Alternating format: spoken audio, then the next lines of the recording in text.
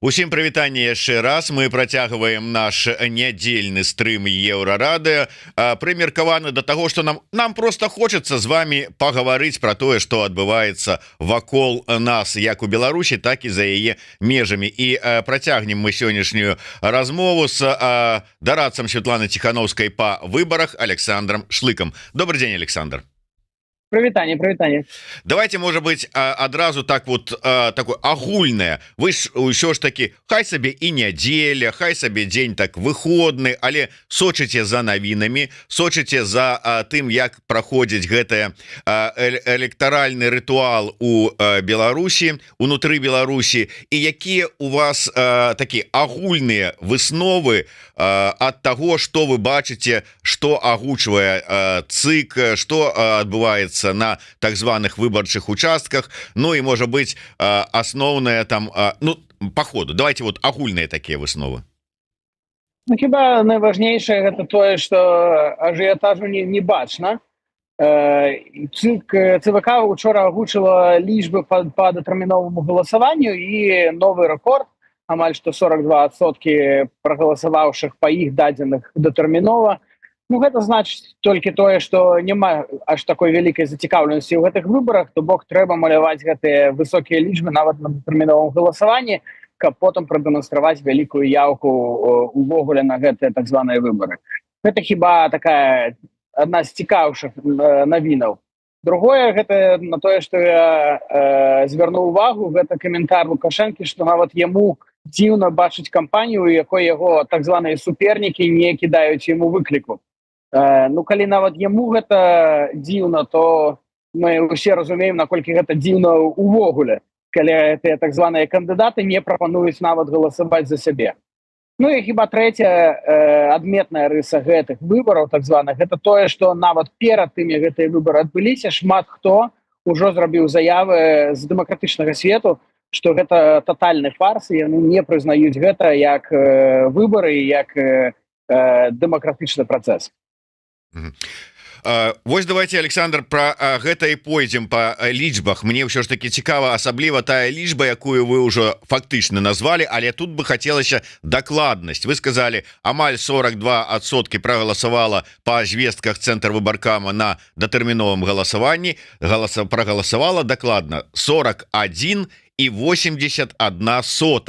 І я уже чытаў такі учора такі аналіз, што нейкая такая лічба 42 гэта як чырвоная метка для рэжыма, для арганізатараў вось гэтага выбарчага рытуала для Лукашэнкі. Маўляў, ні разу на папярэдніх розных там электаральных кампаніях гэтую лічбу не перасягнулі. Прыгадваецца 20-й год, там, здаецца, яны намалявалі 41,71, что-то там такое. Ну, карацей кажучы, вот усе сапраўды от 42 гэта нейкая такая лічба, якую вот не хочуць з нейкай нагоды перакрочыць у лукашэнкаўскім цэнтрвыбаркамі. Не, я мяркую, што там няма такой псіхалагічнай рысы, як такія, аб якіх мы кажам пра там курсы валют, напрыклад. Але ну трэба трымаць усе тыя ж лічбы, прынамсі тыя ж лічбы, што былі ў папярэдніх так званых выбарах. То бок вялікай розніцы паміж тым, што яны агучвалі ў 20-м годзе на прэзідэнцкіх выбарах, потым у 24-м так званых парламенцкіх, там няма. Заўсёды гэта дзесьці паміж там 40-42, так, 41-42. Гэта толькі сведчыць аб тым, што ну як і ва ўсіх іншых лічбах, просто нельга ісці нашмат ніжэй, чым было агучана ў папярэдніх выбарах. Гэта фактычна таксама і агульных вынікаў выбараў. У дыктатурах вельмі цяжка паказваць вынікі ніжэйшыя за папярэдні раз. Так? Трэба заўсёды паказваць, што грамадства яно папірае дыктатара, папірае яго не менш, чым у папярэдні раз. Уся тая ж зацікаўленасць у выбарах ёсць. То бок трэба агучваць вось такія вельмі падобныя да сябе лічбы кожны раз. Калі казаць про зараз про галасаванне, пакуль што няма, ну я прынамсі не бачыў, бо былі тут эфіры з Павлом Латушкам ужо, але на 10-ю гадзіну по мінскім часе паводле тых же самых звестках цэнтр выбаркама амаль 48% выбаршчыкаў прагаласавалі. Гэтыя лічбы, наколькі яны значныя ці незначныя, сведчаць яны пра нешта ці не сведчаць? Не, мяркую, што не. У параўнанні до 2020 года есть таксама вялікая розніца. У 2020 годзе рэжым не спадзяваўся, што людзі прыйдуць аж у такіх лічбах на выбарчыя участкі і сутыкнуўся з нейкай праблемай. Бо яны намалявалі ўжо гэтыя 47 штосьці там адсоткаў выбаршчыкаў прагаласаваўшых датэрмінова, а потым здарылася так, што людзі увогуле захацелі прыйсці на выбарчыя участкі ў 2020 годзе. І у іх паўсюль скончыліся бюлетэні. У іх была рэальная праблема, якая прадэманстравала, што гэтыя лічбы на датэрміновым галасаванні фэйкавыя. У гэты раз мне падаецца, што рэжым нават не спадзяецца, што людзі прыйдуць галасаваць. То бок можна маляваць якія заўгодна лічбы. Хоць бы там 10% за першыя там 2 гадзіны галасавання, да хоць 50. Вялікай розніцы няма. То бок намалююць тую яўку, якую патрэбна, і могуць ейную дынаміку паказваць, якую яны захочуць на працягу цэлага дня. То бок таксама яшчэ ёсць такая адметная рыса, што зараз там няма незалежных назіральнікаў. А нідзе няма тых назіральнікаў там з БДЧ-БСЕ ці з грамадзянскай супольнасці Беларусі, якія маглі б засведчыць, што гэтыя дадзеныя фэйкавыя на працягу дня.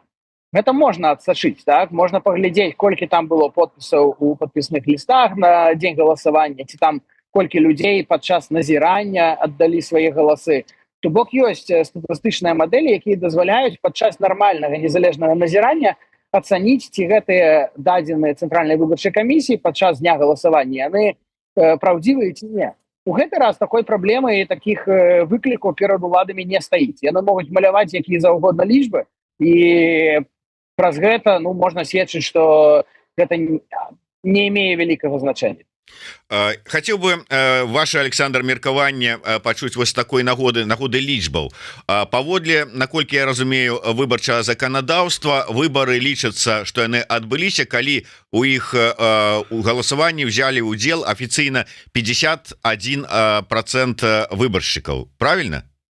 Больш за палову, 50% і яшчэ адзін. Ну да, 50 і яшчэ адзін, нават не процент, а голас можа быць.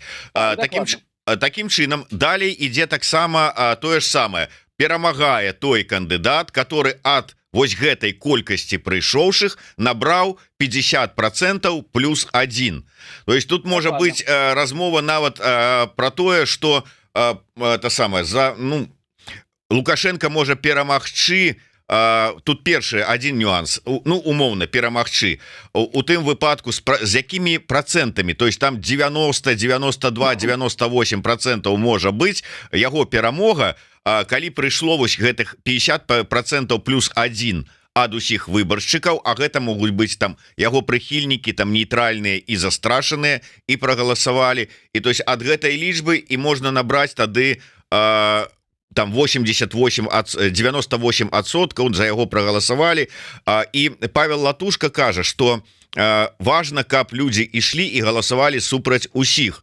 Тады гэта не дасць вось такога вау-эфекта. Ці сапраўды важна, каб людзі ішлі і калі ў іх няма іншага выйсця, сапраўды трэба лепей ісці і галасавалі супраць усіх. Вось гэты прыход і галасаванне супраць усіх у сённяшніх умовах важнае ці не?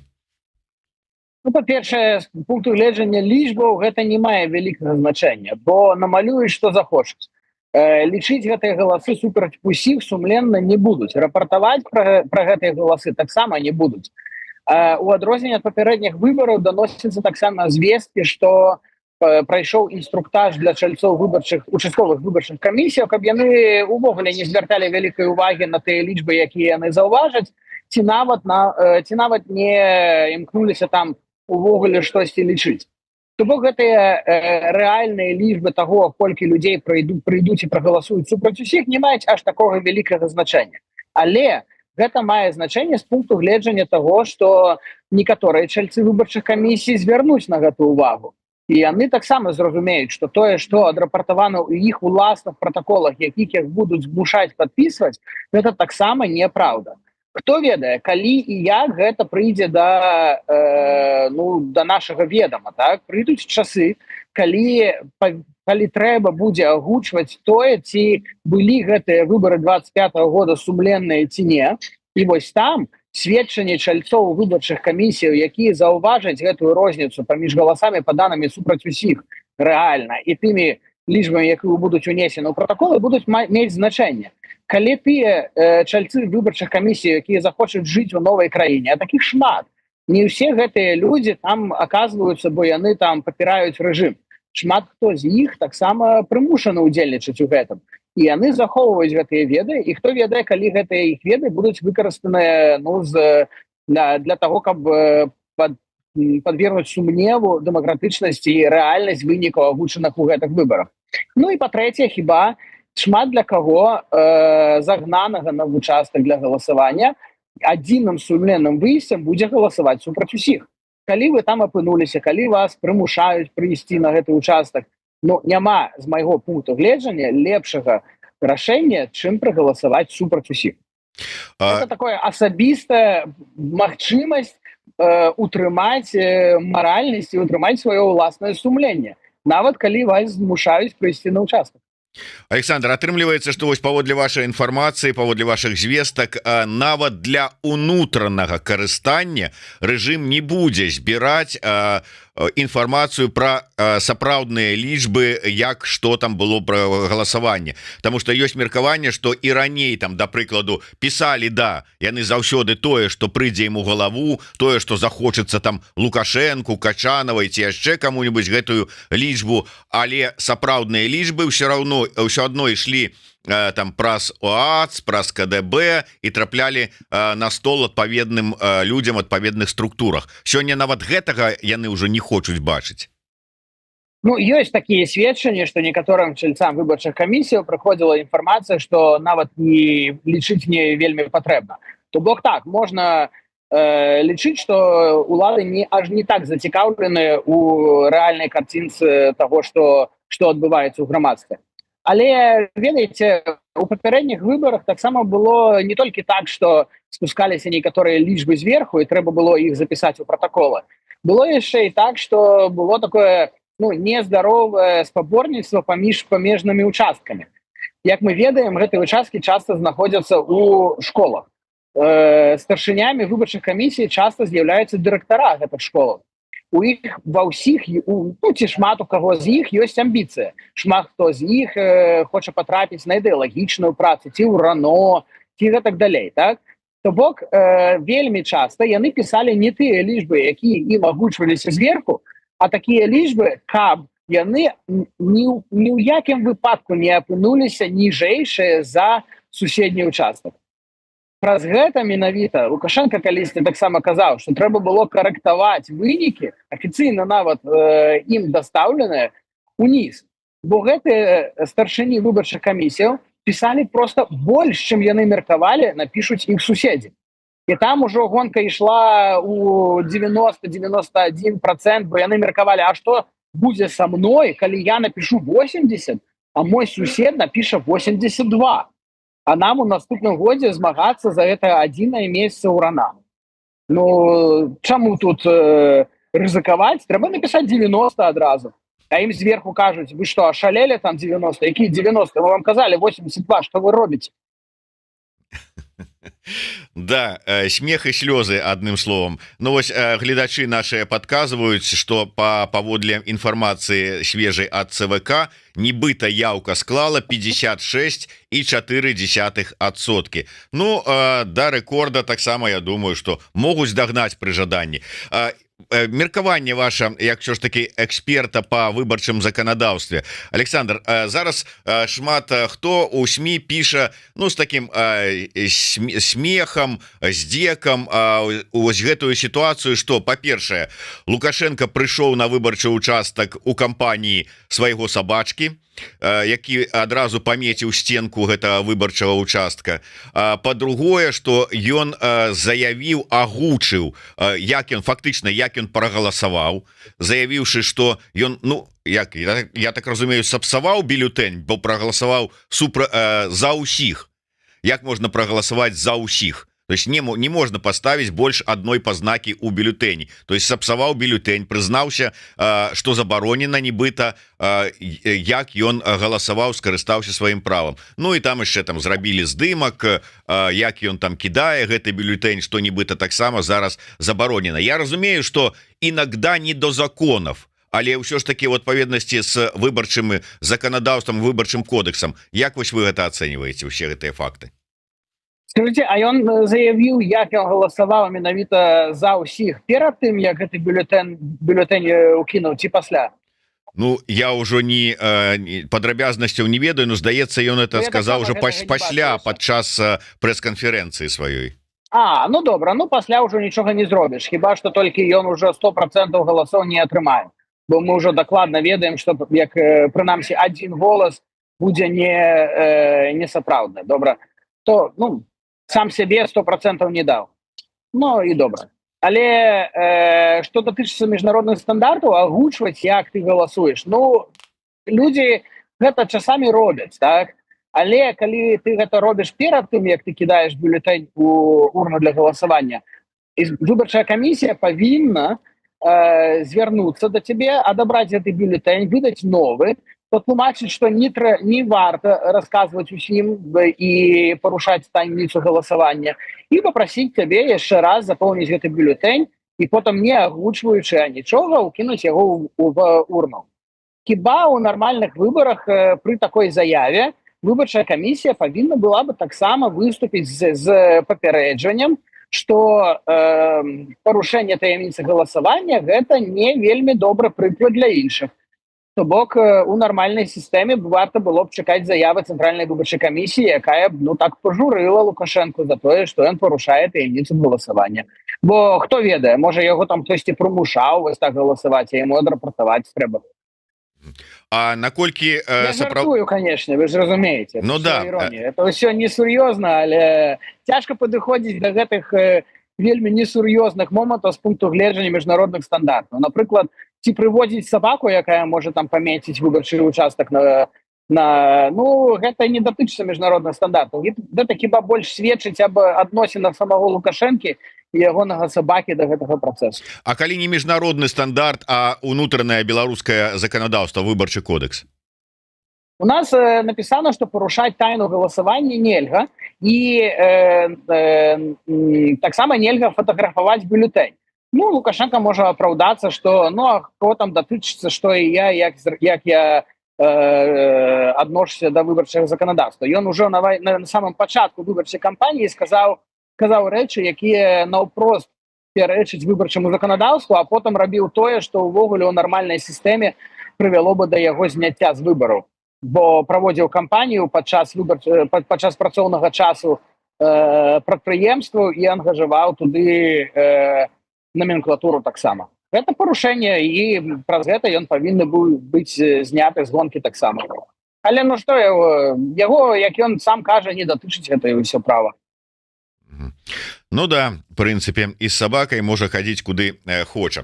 Так, яшчэ адзін момант на завяршэнне. Я разумею, што свае справы маеце на сённяшні дзень, але коротко, наконт міжнародных назіральнікаў. Да, міжнародных місій не было, там умоўна там ад Бдзіча БСЕ ці яшчэ што-небудзь, але замежныя назіральнікі былі, і я нават зараз не пра замежных назіральнікаў, умоўна замежных ад СНД там ці яшчэ якіх-небудзь вось краінаў Еўразеса, але ж ёсць і, скажем, з заходніх краінаў назіральнікі. Вот прадстаўнік альтэрнатывы для Германії ёсць, нібыта там вот паведамляюць нам, з іншых краінаў Еўрасаюза. Ці можна гэта ўсё ж таки лічыць, што назіральнікі міжнародныя і заходнія у тым ліку ёсць, і ну нейкая вось ўсё ж таки дэмакратычнасць у гэтым таксама выконваецца? Ну, паглядзім, што гэтыя назіральнікі будуць рабіць. Па-першае, не кожнага замежніка, хто прыязджае ў Беларусі і атрымлівае акрэдытацыю, можна лічыць сапраўды назіральнікам. Бо что такое назіральнік? Гэта чалавек, які назірае, а назіранне за выбарамі гэта вельмі метадалагічны, это вельмі канкрэтны працэс. Калі ты просто прыязджаеш, прыходзіш на участак і робіш заяву для тэлебачання, свеціш там сваім тварам, то ну окей, фармальна назіральнік, але ў рэчаіснасці гэта ніякае не назіранне. Гэта попросту палітычныя нейкія дэкларацыі. Это першае. По-другое, коллеги з Европейской платформы за демократичные выборы, есть такая организация, уже шмат гадоў собираюць звесткі і публікуюць базы дадзеных усіх тых, хто прыязджае ў такія рэжымы, як Беларусь, там, Азербайджан і так далей, і рэгіструецца як міжнародныя назіральнікі без аніякай афіліяцыі з нармальнымі структурамі, просто такія незалежныя міжнародныя назіральнікі.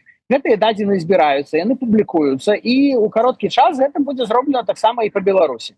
Іх не так значна цікавяць гэтыя людзі з СНД ці шанхайскай арганізацыі супрацоўніцтва, але з так званых заходніх краінаў гэтыя звесткі будуць апублікаваны. І мы даведаемся, хто гэтыя людзі. І у шмат каго з іх таксама будуць наступствы, калі яны выконваюць некаторыя афіцыйныя функцыі ў сваіх краінах. То бок, напрыклад, калі у нас будзе заўважаны якісьці там дэпутат Бундестага ці зямельнага парламента з Германіі, з той ці іншай партыі, будуць слухані у гэтых парламентах наконт таго, што гэты чалавек рабіў у Беларусі падчас выбараў, што ён за гэта ці яна за гэта атрымалі. У іх будуць пытаць, ці яны, якія погляды яны там выказвалі, на якой падставе. То вось ім прыйдзецца прайти праз вельмі непрыемны працэс па выніках таго, што яны заангажаваліся у якасці так званых назіральнікаў. Ці, калі казаць наўпрост, былі выкарыстаныя рэжымам для спробы легітымізацыі гэтых выбараў. Ну вось і на завяршэнне, ці атрымае легітымнасць, легітымізацыю Лукашенко па выніку вось такога выбарчага рытуалу, які ён зладзіў, і тых лічбаў, якія яму ўжо пішуць. Ён, правда, ўжо заявіў, што там, скажем, рашэнні, там заявы там з боку заходніх краінаў Еўрасаюза яму фіолетавы. Галоўнае, што яму дае легітымнасць беларускі народ. Так вось, дае ці не дае, як вы ацэньваеце? Ну, тое, што ён ужо робіць заявы пра тое, што яму фіолетава ці не фіолетава, это ўжо сведчыць аб тым, што яму не фіолетава на гэтыя заявы. Ён іх заўважыў, ён разумее, што міжнародную легітымнасць ён не атрымае, бо міжнародную легітымнасць дэмакратычнасці гэтага працэсу можна атрымаць толькі ў тых, хто і сам можа казаць, што ў іх нармальныя дэмакратычныя працэсы. Каго турбуе, ці Паўночная Карэя скажа, што гэта быў дэмакратычны працэс. А што Паўночная Карэя умоўная ведае пра дэмакратычныя выбары? Чаму яны ўвогуле могуць мець меркаванне пра тое, як павінны выглядаць выбары, калі яны выбіраюць такіх выбараў не праводзіць? То бок з боку міжнароднага боку Лукашенко легітымнасці не атрымае. Гэта ўжо відавочна. І тое, што з'яўляецца асноўным пунктам у гэтых заявах, агучаных яшчэ перад выбарамі, гэта і менавіта тое, што нават унутры краіны гэтыя выбары не бачацца як дэмакратычныя. То бок заходнія страны не будуць даваць прызнання таго, што беларускі народ даў легітымнасць Лукашэнцы. Дзякуй вялікі. Я нагадаю ўсім беларусам па ўсім свеце, што па ўсім свеце у як мінімум 15 краінах у вялікай колькасці гарадоў будуць ладзіцца у тым ці іншым фармаце, але акцыі, мерапрыемствы беларусаў замежжа з нагоды 26 і тых электаральных рытуалаў, тых шоу, якое ладзіцца па так званым прызначэнні Лукашэнкі ў Беларусі. Таму, калі ласка, знайдзіце момант, знайдзіце час і далучыцеся ў тым ці іншай форме да гэтых мерапрыемстваў. У Варшаве іх будзе найбольш, а 12-й па мясцовым часе пачынаецца марш. Гэта не наш выбар, пачынаецца ад пляца Трох крыжоў і далей да помніка Каперніку і на пляц Замковы, а 14 у Варшаве будзе форум беларусы годныя лепшая, адначасова у 14 каля помніка Касцюшкі будзе акцыя мітынг з шэсцем, які ладзіць вольная Беларусь на чале з Яноном Пазняком, і таксама акцыі розныя мерапрыемствы будуць і ў моладзевым хабе, і ў Free Беларусь цэнтры, і на іншых пляцоўках. Таму, калі ласка, паглядзіце, дзе што у вас адбываецца, і далучайцеся, знайдзіце гадзінку-две, каб ўсё ж таки выказаць сваё меркаванне да гэтага. Ну а тым, хто у Беларусі сочыць за нашим сайтам, за нашим YouTube каналам, калі ласка, карыстайцеся VPN-ам. Гэта, па-першае, ўсё ж таки дае магчымасці абмінуць тыя абмежаванні, якія зараз уводзяцца. Па-другое, гэта ваша бяспека. А праз паўгадзіны у нас у эфіры Мікалай Халезін. Таксама не адыходзьце далёка, сачыце за нашими сённяшнімі стрымамі. Я дзякую. Александр Шлык, прадстаўнік Святланы Тихановскай па выбарах, быў у нас у эфіры. Да сустрэчы. Жыве Беларусь. Жыве Беларусь.